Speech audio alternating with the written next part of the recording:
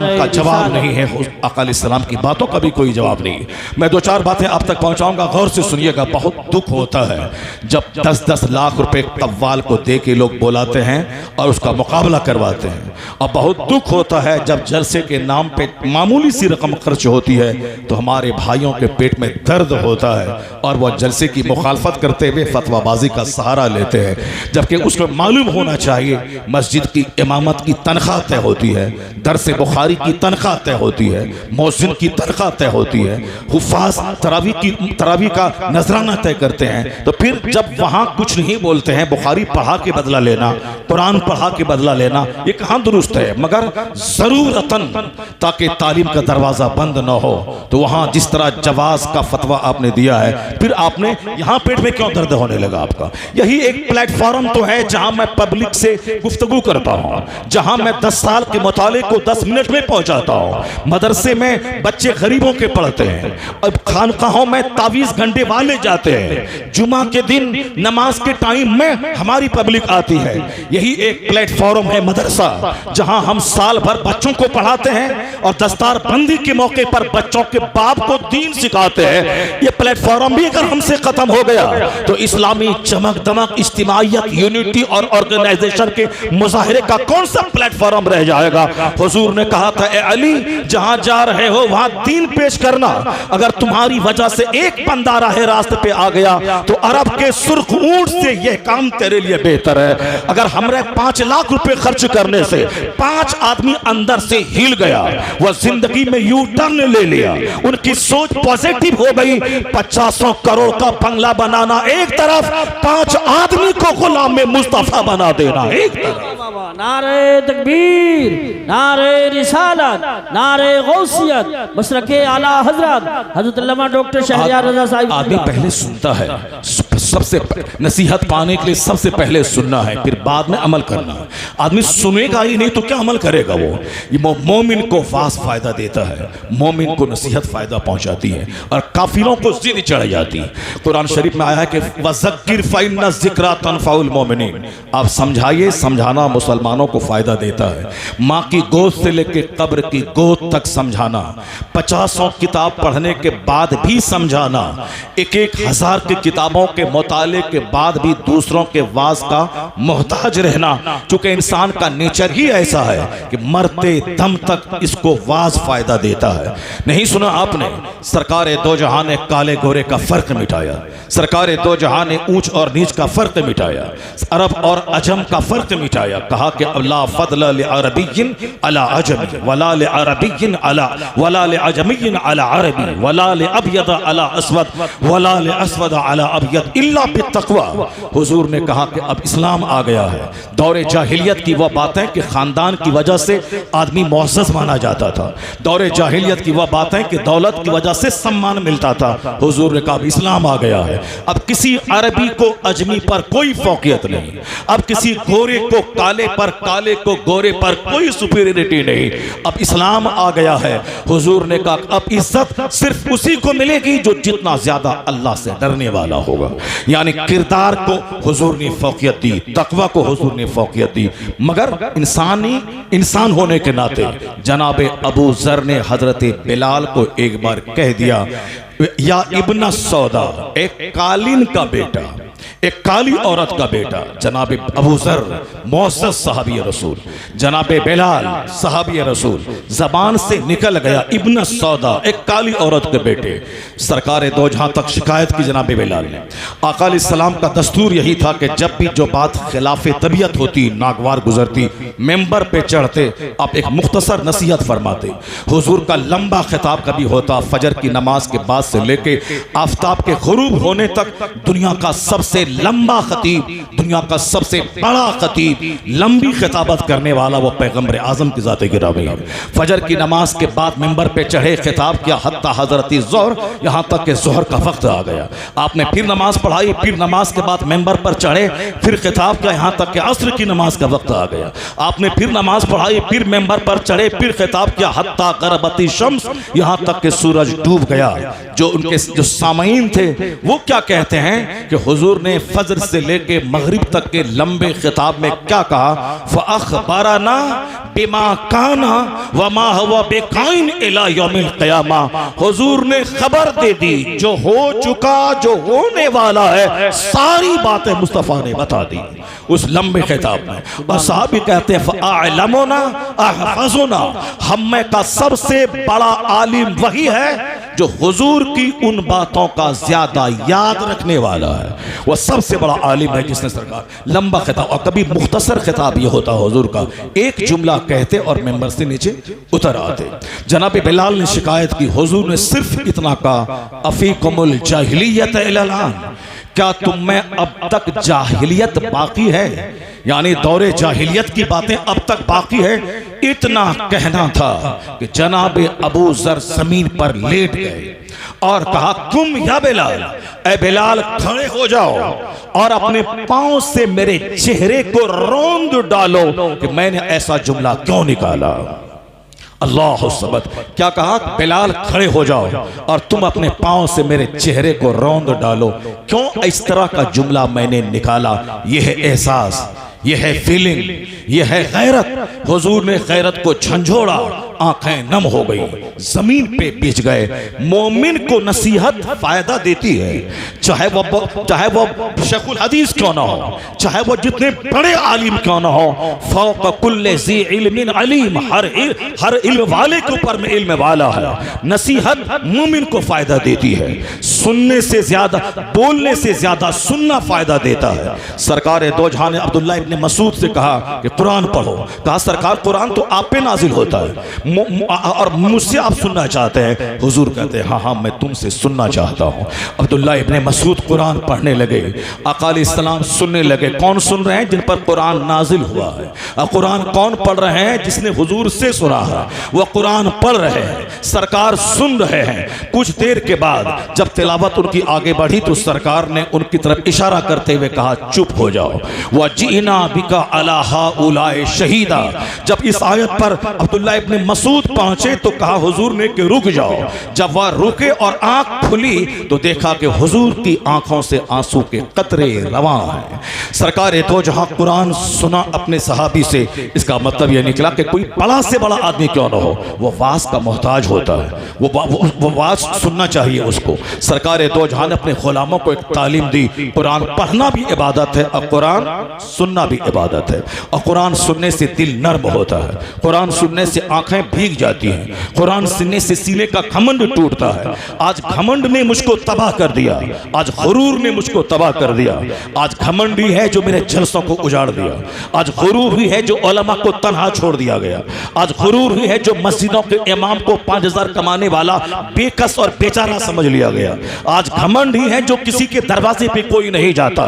किसी को बिरादरी का घमंड है, किसी को शेख होने का घमंड है, किसी को पैठान होने का घमंड है, किसी को मालदार होने का घमंड है, किसी को गुजराती होने का घमंड है, किसी को बंगाली होने का गुरूर है। यानी जबान के नाम पे घमंड, दौलत के नाम पे घमंड, मुल्क के नाम पे घमंड, स्टेट के नाम पे घमंड, इलाके के नाम पे घमंड, नदी के इस पार नदी के उस पार के नाम पे घमंड। यानी घमंड ने आज दूरियां बढ़ा दी, गुरूर ने समाज से मोहब्बत को छीन लिया और इसको तोड़ने का कोई तरीका नहीं है।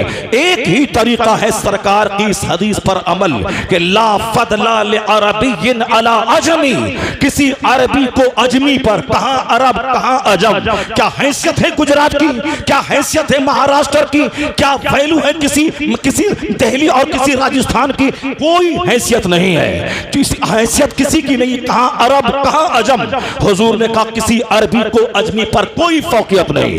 अब फौकियत मिलेगी किरदार को, ईमान की पुख्तगी को, अमल की दुरुस्तगी को। यही वजह है कि अरब में पैदा होने वाला कोई बदअकीदा वो हमारी जूतों की ठोकरों में रहने के काबिल है, और हिंदुस्तान के बंगाल के देहात में रहने वाला आशिक रसूल आलिम दीन अगर है वह मिंबर पे चढ़ता है, अमामा बांध के खिताब करता है, हाथ में असा लेता है, मैं उसे नाइबे पैगंबर कहता हूँ, मैं उसे नाइबे रसूल कहता हूँ। अरब में पैदा होने वाला बदअकीदा पाँव में भी इज्जत नहीं पा सका। हिंदुस्तान के देहात में पैदा होने वाला आलिम दीन वह मेरा मेंबर बन गया। कौन है जो इस हिंदुस्तान के देहाती को इज्जत के मेंबर पे चढ़ाया?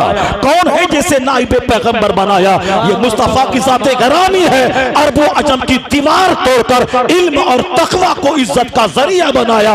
आज भी मैं देख सकता हूं मस्जिदों में बैरिस्टर का बेटा वो नीचे बैठा है, गाय चराने वाले का बेटा मिंबर पे चढ़ा है ताकि दुनिया देख ले वो 1000 बीघा जमीन जोतने का मालिक होता, फिर भी ये इज्जत ना मिलती जो इज्जत इल्म ने, ईमान ने, तकवा ने अता कर दिया है। नारे तकबीर, नारे रिसालत, नारे गौसियत, मसलके आला हजरत मुफ्ती शहरियार रजा साहिब क़िबला मदरसा गुलशन मुस्तफ़ा। सरकार दो जहां की तालीमात नॉर्मल बनाने के लिए काफ़ी, हुजूर का पैगाम सारा गुरूर तोड़ने के लिए काफ़ी। हुजूर ने क्या कहा? ला यदखुलुल जन्ना मन कान फी क़ल्बिही मिस्क़ालु ज़र्रतिन मिन किब्र। वह शख्स जन्नत में दाखिल नहीं होगा जिसके सीने में राई के बराबर घमंड होगा। एक सहाबी ने फौरी क्या पूछा? सरकार, इन्ना रजुल युहिब्बु अन यकूना सौबहु हसनन व नअलहु हसना। सरकार, एक आदमी की ख्वाहिश है कि मेरा जूता अच्छा हो, मेरा कपड़ा अच्छा हो, क्या ये भी घमंड में दाखिल है क्या? अगर हुजूर हाँ कह देते तो आज अच्छा जूता पहनना मेरे लिए हराम हो जाता। अगर हुजूर हाँ कह देते तो आज अच्छा कपड़ा पहनना मेरे लिए हराम हो जाता। लेकिन इस्लाम दीन फितरत का नाम है। नबी मोहतरम क्या कहते हैं? लाला इन्नल्लाह जमीलुन युहिब्बुल जमाल। अल्लाह जमील है, खूबसूरती को पसंद फरमाता है।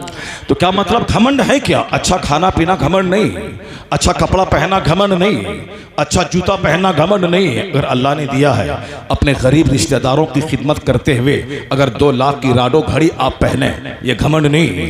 अगर अल्लाह ने दिया है नमाज पंजगाना की अदायगी और ज़कात पाई पाई निकालने के बाद अपने गरीब भाइयों के इलाज कराने के लिए पैसा देने के बाद मिस्किनों बेवाओं का ख्याल रखने के बाद अगर आपने 2 लाख रुपए का चश्मा पहना है तो फिर ये घमंड नहीं है, गुरूर नहीं है। अच्छा कपड़ा पहनना घमंड नहीं है, अच्छा जूता पहनना घमंड नहीं है। तो घमंड है क्या? वही जिसमें हम लोग आप लोग जी रहे हैं। हुजूर कहते हैं अल किब्र बतरुल हक व खमतुन नास, यानी घमंड ये है कि हक बात नहीं मानना और दूसरों को हकीर समझना, ये घमंड है। अगर बुलेट पे चलने वाला साइकिल पे चलने वाले को गीदड़ उल्लू समझे, ये घमंड है। वही बुलेट जहन्नम ले जाने के लिए काफी है। महल में रहने वाला अगर झोपड़ी में रहने वाले को अपने सामने हकीर समझे, वही महल उसे जहन्नम की आग में पहुंचाने के लिए काफी है। अगर राडो घड़ी पहनने वाला अगर 100 रुपए की वॉच पहनने वाले को कमजोर समझे, यही राडो उसको जहन्नम पहुंचाने के लिए काफी है। तो गुरूर ये का अच्छा पहनना घमंड नहीं है। घमंड है दूसरों को हकीर समझना, दूसरों को जलील समझना, और कोई हक बताए तो हक नहीं मानना। नहीं, मैं जो बोलता हूं वो सही है, वह मौलवी है तो क्या हुआ, मस्जिद तक इमामत करेगा, बाकी मैं प्रधान हूं, मेरी बात चलेगी, मेरी चलेगी, उनकी नहीं। वो इमामत नमाज पढ़ाने तक इमाम है, उसके बाद उससे कोई एडवाइस नहीं लिया जाएगा। मकान कैसे बनेगा मैं बताऊंगा, बच्चा क्या पढ़ेगा मैं बताऊंगा, शादी में 100 लोग बाराती बन के आएंगे मैं बताऊंगा, 100 स्कॉर्पियो से मैं बारात जाऊंगा, ये मैं डील करूंगा। जब से मैंने इमाम को सिर्फ नमाज तक इमाम माना, उन आलिमों से रहनुमाई हासिल करनी छोड़ दी, उस वक्त से सीने के घमंड कि आलिम कुछ नहीं है। जबकि बुजुर्गों ने कहा है कि 1000 बीघा जमीन का जोतने वाला 1 करोड़ नहीं 50 करोड़ की फैक्ट्री का मालिक, वो मालिक कहला सकता है, ओनर कहला सकता है, मैनेजिंग डायरेक्टर कहला सकता है, वो अकाउंट कहला सकता है, वो नवाब कहला सकता है। उत्तर प्रदेश के संभल के देहात का एक गरीब का बच्चा आलिम बनकर जब मुहर्रम में खिताब करने बंबई जाता है, वहां का अरबपति अपने मकान में बिठाकर एयरपोर्ट से हाथ में सूटकेस उठाकर अपनी 50 करोड़ की कार पे बिठा के जब घर में लाता है, कहता मुझे बहस नहीं कि तेरे घर पे छप्पर पे घास है या नहीं, तुम्हारा बाप मजदूर है, मैंने तुझको जो सम्मान दिया है वह सम्मान के पीछे सिर्फ एक फिक्र मेरी काम कर रही है कि मैं अरबपति हूं, मैं बिजनेसमैन हूं, मैं कैपिटलिस्ट हूं, मैं धनवान हूं, मैं मालदार हूं, ये सब मैं हो सकता हूं, मगर नाइबे रसूल तो तू ही हो सकता है, नाइबे पैगंबर तो तू ही हो सकता है। मैंने जो तुझको सम्मान दिया है दौलत देखकर नहीं, मकान देखकर नहीं, सिर्फ यह देखकर कि तू नाइबे पैगंबर है, नबी की बात बोलने आया है, मेरे से बढ़कर तू काबिल एहतराम है। सुभान अल्लाह। नारे तकबीर, काबिल नारे एहतराम है, रिसालत। काबिल एहतराम है। इस नुक्ते नज़र से आप देखेंगे तो आलिम आपका रहबर नजर आएगा, आलिम आपका रहनुमा नजर आएगा। अगर 5,000 रुपये तनख्वाह के हिसाब से आप सोचेंगे तब तो बेचारा और बेकस नजर आएगा। पॉजिटिवली आप सोचेंगे तो नाइब पैगंबर जो मनसब किसी दूसरे को ना मिले वो आलिम रब्बानी को मिले। और आया है किताबों में कि जो आलिम हाफिज बना और अपने से ज्यादा नेमत वाला दूसरों को समझ लिया, या इंजीनियर क्या कहना, मैं तो हाफिज हूँ, ये इंजीनियर है माशाअल्लाह, ये हमसे बड़ा है, ये डॉक्टर, एक बड़ाई का तसव्वुर दूसरा है। और इस नुक्ते नजर से कि मैं क्या हाफिज बन गया, ये तो साहब इंजीनियर और IAS ऑफिसर बन गए। हदीस किताब में आया है कि जो शख्स आलिम हाफिज बनने के बाद ये समझे कि दूसरों को बड़ी नेमत, मुझसे ज्यादा नेमत मिल गई है, उसने इल्मे दीन का अपमान किया, इल्मे दीन की तौहीन कर दी उसने। जबकि सबसे बड़ी चीज है कुरान का इल्म, सबसे बड़ी दौलत है हदीस का इल्म, उसके बावजूद ये समझ ले कि दूसरों को बड़ी नेमत दी गई, उसने इल्मे दीन की तौहीन की। और ना अहल को इल्म सिखाना ऐसा है जैसे खिंजीर की गर्दन में हीरे और जवाहिरात का हार डाल देना। अहल जिसको कुरान हदीस का इल्म मिला, पॉजिटिवली आप सोचेंगे तो दुनिया की सबसे बड़ी दौलत अल्लाह ने इसको अता फरमा दी। इस नुक्ते नजर से आप सोचेंगे तो आपको लगेगा कि घमंड और गुरूर ने मुझको तबाह बर्बाद करके रख दिया।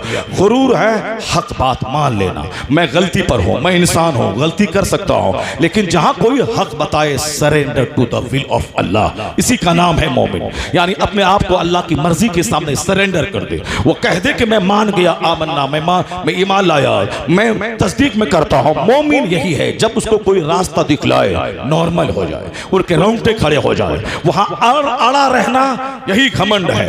और घमंडी जन्नत में दाखिल नहीं होगा। हुजूर ने फरमाया, मुस्लिम शरीफ की हदीस में आया है, ला यदखुलुल जन्ना मन काना फी क़ल्बिही मिस्क़ालु ज़र्रतिन मिन किब्र, जर्रा बराबर किसी के सीने में घमंड रहा वो जन्नत में दाखिल नहीं होगा। तो घमंड को मिटाने के लिए आलिमों की सोहबत जरूरी है, घमंड मिटाने के लिए कुरान की तिलावत जरूरी है, घमंड मिटाने के लिए वास इरशाद सुनना जरूरी है।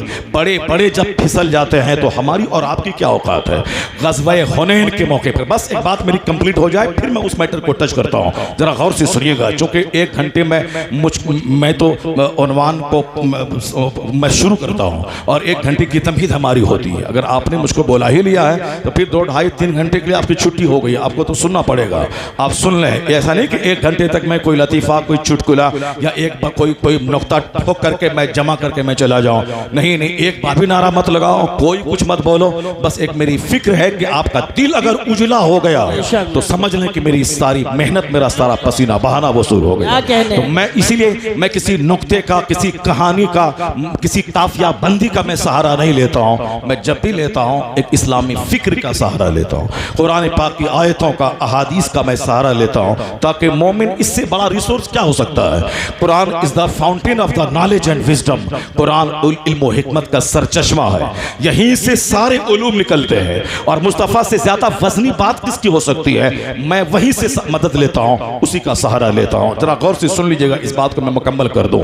यानी मोमिन को वाज फायदा देता है, मोमिन को वाज सुनते रहना चाहिए और जमीन पे बैठ के रहना चाहिए। अब चाहे आपके पास खरबों का मकान क्यों ना हो, कभी कभी जमीन पे बैठे, गरीबों के साथ बैठे। हुजूर ने कहा था कि आयशा, मालदारों के पास मत बैठा करना, उससे दिल सख्त होता है। गरीबों के पास बैठा करना आजिज़ी पैदा होती है, हिलबुर्दबारी पैदा होती है। जमीन पर बैठा करे। हजरत सुलेमान अलैहिस्सलाम रुए जमीन के बादशाह थे, उनका तख्त हवाओं पे बिछता था, सुबह कहीं शाम कहीं। हवाई जहाज 1903 में अमेरिका के 2 भाइयों ने पैदा किया, मगर 3000 साल पहले अल्लाह ने अपने पैगंबर जनाब सुलेमान को हवाई जहाज का इंतजाम कर दिया। वह तख्त हवाओं पे बिछता था और कई हजार किलोमीटर की रफ्तार से वह तख्त चलता था। सुबह बाबिल में तो दोपहर मुल्क शाम में, और शाम कहीं, सुबह कहीं, शाम कहीं। अल्लाह ने क्या कहा, वले सुलेमान रीहा खुतुफहा शहरुं व रवाहुहा शहर, हमने सुलेमान के लिए हवा को मुसख्खर कर दिया कि 1 महीने का सफर सुबह कर ले, 1 महीने का सफर शाम में कर ले। आज हवाई जहाज से होता क्या है, 1 महीने का सफर है। आप समझ लें कि बिहार की राजधानी पटना से दिल्ली 1.5 घंटे में आदमी सफर तय कर लेता है। 1 महीने का सफर सुबह सुबह, 1 महीने का सफर शाम में। अल्लाह ने कहा वले सुलेमान रीहा, हमने सुलेमान के लिए हवा को मुसख्खर कर दिया। 1 महीने का सफर सुबह कर ले, 1 महीने का सफर शाम कर ले। हवाई जहाज बना कब? 1903 में। यह 2022 है। 1903 में अमेरिका के 2 भाइयों ने इसकी इजाद की। मगर कुरान पाक पढ़ने वाला जानता है कि हवाओं को मुसख्खर करके हवाओं पे चलने वाली सवारी का तसव्वुर ये कुरान ने दिया है, जो रब करीम ने अपने पैगंबर के लिए 3000 साल पहले उसका इंतजाम फरमाया। हाँ, कुरान पाक तमाम उलूम व फनून का सरचश्मा है। मैं ये कहना चाहता हूँ सुलेमान अलैहिस्सलाम रुए ज़मीन के बादशाह, यानी पूरी धरती के बादशाह थे। वो बादशाह 4 ही हुए हैं जो पूरी दुनिया के बादशाह हो गए। एक सुलेमान अलैहिस्सलाम है, और सिकंदर ज़ुल्करनैन है, और काफिरों में एक नमरूद है। ये बादशाह हो गए। सुलेमान अलैहिस्सलाम हवा पे चलते थे, हवा पे तख्त बिछता था, सुबह कहीं शाम कहीं। लेकिन इबादतगाह में जब बैठते थे, इबादतगाह में जब बैठते तो मिस्कीन के बदन से अपना बदन मिला लेते और कहते कि मिस्कीन मिस्कीन से मिल गया है। कहां रुए ज़मीन के बादशाह और कहां मिस्कीन के साथ बैठकर कहते मिस्कीन मिस्कीन से मिल गया है। या ये 2-4-10 बीघा जमीन पे घमंड करना, ये 2-4-10 लाख की कार पे घमंड करना, ये 2-4 करोड़ के बंगले पे घमंड करना। कहां रुए ज़मीन का बादशाह अपने आप को मिस्कीन कह रहा है। और सुलेमान अलैहिस्सलाम का भी जो सरदार है, जो आदम अलैहिस्सलाम से लेकर ईसा अलैहिस्सलाम तक सारे पैगंबरों रसूलों का इमाम है, इमामुल अंबिया वल मुरसलीन, जो कौनैन का मालिक व मुख्तार है, जो चाहते तो अरब का रेगिस्तान पत्थर सोना बन के आपके साथ चलता। वो मालिक अरब व अजम, मालिक दो जहां कहते हैं अल्लाहुम्मा अहयनी मिस्कीना व अमितनी मिस्कीना व शुरनी जुमरतल मसाकीन। इलाही मुझे मिस्कीन बना के जिंदा रख, मिस्कीनियत की हालत में मौत अता फरमा, मिस्कीनों के साथ मेरा हश्र फरमा। कौनैन का मालिक कहते हैं हालत मिस्कीनियत में मौत दे। रुए ज़मीन का बादशाह कहते हैं मिस्कीन मिस्कीन से मिल गया। ये तो 400 बीघा जमीन कोई जमीन है क्या? मकान कोई मकान है क्या? फैक्ट्री कोई फैक्ट्री है क्या? मुकेश अंबानी ने अपनी बेटी को 500 करोड़ का बंगला गिफ्ट किया है। 500 करोड़ कहां? 5 करोड़ मेरे पास है, कहां 500 करोड़ इसी हिंदुस्तानी के पास मौजूद है। हमारे पास एक फैक्ट्री है 50 करोड़ की, उनके पास एक बंगला है 50-100 करोड़ रुपए का। हमारे पास एक कार है 25 लाख की फॉर्च्यूनर, उनके पास है 100 करोड़ की कार। क्या दौलत का मुकाबला करना? कार खरीद के इतराना, मकान बना के इतराना, घर में एसी लगा के इतराना, जिसका नौकर गुलाम एयर कंडीशन रूम में रहता है, जिसका नौकर गुलाम 25 करोड़ की कार पे चलता है, जिसका घर का चपरासी वो 25 लाख की फॉर्च्यूनर पे चलता है। ये हमारा आल्टो खरीद के मगरूर बनना, छोटा सा घर बना के घमंडी बनना, मेरे बच्चों का जोकरों की तरह बाल बना के प्रधान बन के, समिति बन के, मुखिया बन के, विधायक बन के घमंड और गुरूर करना। कहां खरबोपति, कहां अरबों में खेलने वाला, और फिर कहां ये छोटा सा पैसा और छोटा सा घर, छोटी सी फैक्ट्री। ये घमंड करने की चीज है क्या? लेकिन जो चीज अल्लाह ने तुमको दिया है उससे महरूम है टाटा, उससे महरूम है बिरला, उससे महरूम है मुकेश, उससे महरूम है योगी, उससे महरूम है मोदी, उससे महरूम है अमेरिका का जो बाइडन। अगर जो बाइडन अमेरिका का प्रेसिडेंट तुमसे कहे मैं अमेरिका का अव्वल, मैं पहला शहरी हूं, मेरे पास इतने खरब की दौलत है, तुम मेरे घर में एक चांदी का बुत है, उस बुत को तू सजदा कर ले, मैं तुझे खरबों रुपए दे दूंगा। मगर मैं जानता हूं तुम्हारा गरीब मजदूर 300 रुपए मजदूरी करके काम कमाने वाला, या उससे बोलेगा अगर ईमान उसके सीने में है वो कहेगा मैं तेरी दौलत पे थूक दूंगा मगर ईमान का सौदा नहीं करूंगा। तो जो दौलत अल्लाह ने ईमान की तुझको दी है, इस दौलत के सामने किसी की दौलत कोई हैसियत नहीं रखती। सबसे बड़ी दौलत है ईमान। अल्लाह ने उन काफिरों को महरूम रखा है और तेरे सीने को ईमान की दौलत से मालामाल किया है। अल्लाह अकबर, या रसूल अल्लाह, जिंदाबाद जिंदाबाद जिंदाबाद। क्या कहने हजरत, हक अदा कर दिया, क्या कहने। बेशक बेशक। मैं आपसे कहना था आप बैठे रहो, आप बैठे रहो, गौर से मेरी बात सुनो। अभी तकरीर मेरी शुरू कहाँ हुई है। मैं कुरान करीम की 2 आयत पढ़ूंगा, सरकार दो जहां की 3 हदीस पढ़ूंगा। यही 5 बातें सुन के आपको जाने होंगे। जाएंगे ना आप? वादा है ना आपका? हाथ उठा के वादा करेंगे 5 बात सुन के मैं जाऊंगा। माशाअल्लाह बहुत गौर से सुन रहे हैं वो, और फिर मुझे अच्छा लग रहा है, हौसला मिल रहा है कि मैं पांचों बात सुना के ज़रूर आपके पास से मैं जाऊँ।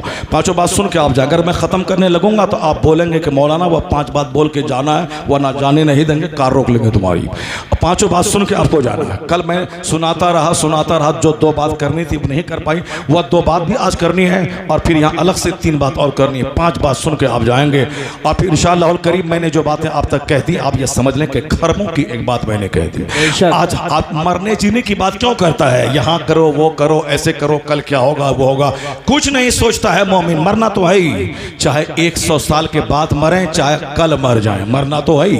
कौन दुनिया में रहने आया है? 100 साल पहले जो हिंदुस्तान में था, एक बच्चा तलाश करे मिलेगा? कोई नहीं मिलेगा। ये भी फैक्ट है कि जो आज है 100 साल के बाद इसमें कोई नहीं रहेगा। तो 100 साल पहले भी इस्लाम था, 100 साल के बाद भी इस्लाम रहेगा।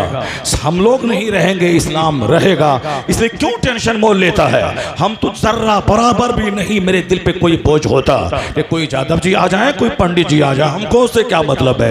ये हिंदुस्तान ही नहीं, मेरी नजर तो दुनिया पे है और दुनिया के खालिक पर है। हुकूमत देना रब का काम, हुकूमत छीनना रब का काम। मेरा काम इबादत करना है। मैं नमाज पढ़ूं, मैं रोजा रखूं, मैं हज करूं, मैं ज़कात दूं, सुन्नत पे अमल करूं, आलिम का एहतराम करूं, माँ बाप की खिदमत करूं। अगर कल मौत आ जाए तो फिर कब्र में सरकार की जियारत करके शाद काम हो जाऊं। बाकी हिंदुस्तान में हाकिम कौन बनेगा रब जाने, किसकी सल्तनत छीनेगी रब जाने। तो हुकूमत देना रब का काम, छीनना रब का काम। तो रब अपना काम करे, बंदा को अपना काम करना चाहिए।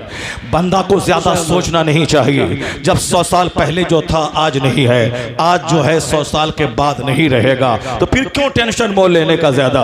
बस इतना करना कि मैं किस हाल में मरूंगा इसका टेंशन लेना है, जन्नत में जाऊंगा कि नहीं इसका टेंशन लेना है, जहन्नम से बचूंगा कि नहीं इसका टेंशन लेना है, मैं एड़ी रगड़ के बाथरूम में मरूंगा या हालत सजदा में मरूंगा इसकी फिक्र करनी है। मैं नमाज पढ़ते पढ़ते मरूंगा या जुआ खेलते खेलते मरूंगा इसका टेंशन लेना है। मैं सच बोलते बोलते मरूंगा या झूठ बोलते बोलते मरूंगा इसका टेंशन लेना है। आज मौत सस्ती हो गई, हार्ट अटैक आम हो गया। कयामत की निशानी है लकवा की बीमारी आम होगी, और कयामत की अलामत है फालिज का हमला, और फिर सडन डेथ, अचानक मौत ये ज्यादा होगी। आज अचानक मौत ज्यादा हो रही है। अरे वो तो अभी 2 मिनट पहले मुझसे मिल के गया है, वो ऐसे मर गया।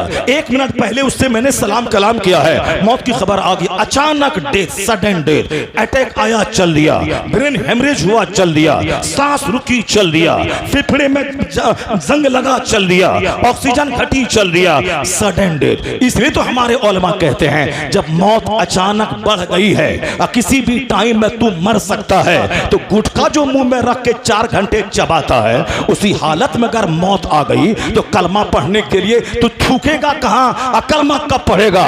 थूकने से पहले मौत आ गई तो क्या करेगा? कल अभी तो मैं सलाम करता अस्सलामु अलैकुम, वो बोलता ठहरिए, थूक फेंकता है, तब कहता वालेकुम अस्सलाम। वहां तो मलकुल मौत 1 सेकंड की मोहलत नहीं देगा। अचानक मौत आएगी तो कलमा कैसे पढ़ेगा? इसीलिए गुटखा खाना छोड़ दे, हमेशा जबान पे अल्लाह का जिक्र जारी कर ले। हाथ रहे बाइक की हैंडल पे, जबान पे अल्लाह का जिक्र रहे। हाथ रहे हेल्प स्ट्रिंग पे, जबान पे अल्लाह का जिक्र रहे। नेकों की महफिल मेरा, जबान पे अल्लाह का जिक्र जारी कर। और जिस वक्त मौत आ गई, अगर आखिरी बोली कलमा हुआ और बच्चा जब बोलने लगे तो वहां हुजूर ने कहा उसको कलमा सिखा। पहली बोली कलमा, आखिरी बोली कलमा, तो फरिश्ते बीच की बातें मिटा देंगे, दोनों बातों को मिला देंगे, दखलल जन्नह, जन्नत में दाखिल हो जाएगा। सुभान अल्लाह, वाह वाह। जब मौत अचानक वाक़ हो रही है तो हर वक्त मरने के लिए तैयार रह। जबान को खाली रख गुटखों से, जबान को खाली रख सिगरेट से, जबान को खाली कर झूठ से, जबान को खाली कर चुगलखोरी और ग़ीबत के जुमलों से। न जाने ग़ीबत करते करते मौत आ जाए, हमेशा तैयार रह। मौत किसी भी टाइम में आ सकती है। मौत की फिक्र करनी चाहिए, ना कि और दूसरी सियासत की फिक्र करनी चाहिए। बाकी अल्लाह रब्बुल इज़्ज़त को मालूम है कि मेरा मजहब कैसे दुनिया में फैलेगा, मेरा पसंदीदा मजहब कैसे घर घर में दाखिल होगा, कैसे कहाँ जाएगा, ये टेंशन कभी नहीं लेने का। हुकूमत का टेंशन कभी नहीं लेने का, इंसान बन के रहने का, अपने देश हिंदुस्तान से प्यार करने का। बाकी जब मरना ही है तो अपने से मरेंगे तो अपनी मौत आ गई, कोई गर्दन काट देगा तो शहादत की मौत आ गई। वह मौत, सबको मदीना में मौत आती है क्या? सब तवाफ़े काबा करते करते करते मरेगा क्या? सब गौसे पाक के रोज़े पे मरेगा क्या? सब गरीब नवाज के आस्थाने पे मरता है क्या? जो पापी हो, जो 10 साल 20 साल की नमाजें छोड़ा हो, जो गंदगी की कीचड़ में धंसा हो, वो मदीना में मरेगा? वो रोज़े रसूल के सामने मरेगा? नहीं मरेगा। मदीना में वही मरेगा जो आशिक रसूल होगा। तवाफ करते करते वही मरेगा जिसकी जिंदगी इबादत में गुजरी हो। तो शहादत सबको मिलेगी क्या? शहादत उसी को मिलेगी जो शहादत की तमन्ना दिल में करता होगा। 50 करोड़ गुनाह क्यों न रहे, गर्दन कटी एक जंप में जन्नत पहुंच जाओ। शहादत सारी खताओं को मिटा देती है। डरता क्यों है? इंतजार कर उस दिन का कि कोई जालिम गर्दन काटे, ताकि जो काम